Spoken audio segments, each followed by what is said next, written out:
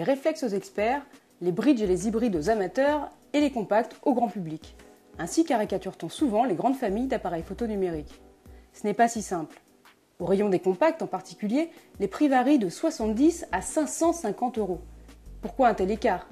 Parce que du compact basique tout automatique au compact expert débrayable, il y a tout un monde.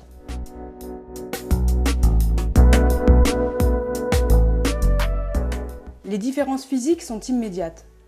Encombrement, poids, finition, boutons de commande, celui qu'on appelle un compact peut être vert et nu comme un verre, ou bien noir et truffé de molettes en tout genre.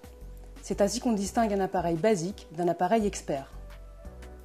Le premier se contente de l'essentiel. Un bouton marche-arrêt, un zoom, et à l'arrière, le minimum pour naviguer à travers les menus. Le boîtier d'un compact expert ressemble plutôt à celui d'un réflexe. Il effraiera sans doute les novices.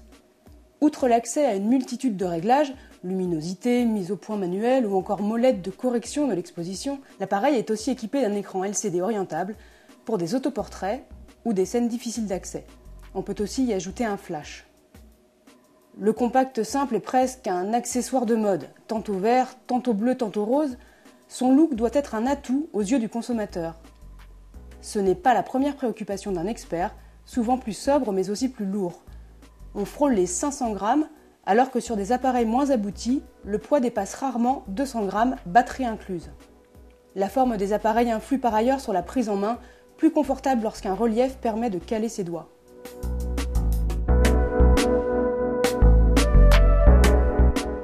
Certains compacts donnent accès à quelques réglages comme la mise au point, la balance des blancs ou encore l'ouverture du diaphragme. L'essor de la photo numérique a d'ailleurs poussé les fabricants à accompagner les utilisateurs dans les manipulations. Les logiciels des appareils sont truffés de conseils et d'explications sur les différents modes proposés. Avec des focales de 25 à 300 mm, on peut parler d'un appareil polyvalent qui permet de photographier de près ou de loin. Il est important de bien déchiffrer les mentions portées sur l'appareil.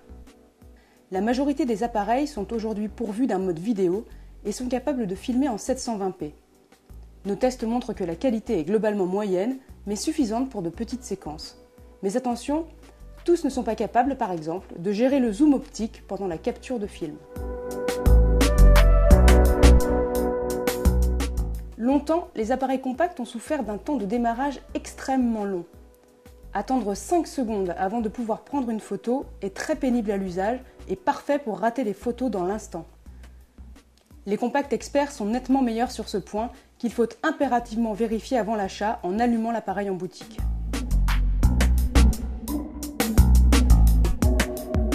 Grâce à la présence de sorties vidéo, il est possible de regarder ces images en grand format sur un téléviseur.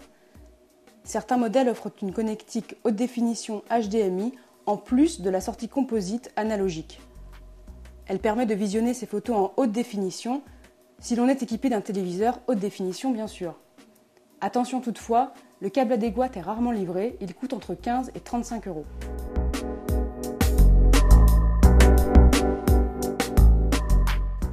Pour se distinguer, les fabricants misent aussi sur les gadgets. Panasonic a par exemple intégré une antenne GPS à son TZ10 pour géolocaliser ses clichés, c'est-à-dire enregistrer leur localisation géographique, latitude, longitude ou nom de la commune. La fonction n'est pas dénuée d'intérêt, elle permet de garder une trace précise des lieux visités et pourquoi pas d'entrer les coordonnées géographiques dans un GPS de voiture pour s'y laisser guider à nouveau. Malheureusement, l'antenne a parfois du mal à déterminer sa position, à moins d'être dans un endroit dégagé sous un ciel bleu azur. Olympus mise quant à lui sur la solidité. Il garantit que le Touch 60-20 ne craint pas les chutes à moins d'1,50 m de hauteur, ni les températures froides. Surtout, l'appareil est étanche. Le fabricant promet que l'on peut photographier sous l'eau jusqu'à 5 mètres de profondeur. La majorité des appareils proposent des fonctions spéciales. Détection des visages, détection des yeux fermés, correction des yeux rouges ou déclenchement si le sujet sourit ou cligne des yeux. Ces fonctions ne sont pas essentielles, mais elles peuvent s'avérer très efficaces. Avant de choisir, il est essentiel de savoir à quel point on souhaite s'investir dans la technique photographique. Inutile d'investir dans un expert pour un usage familial. Plusieurs modèles intermédiaires offrent un excellent rapport qualité, possibilité, prix.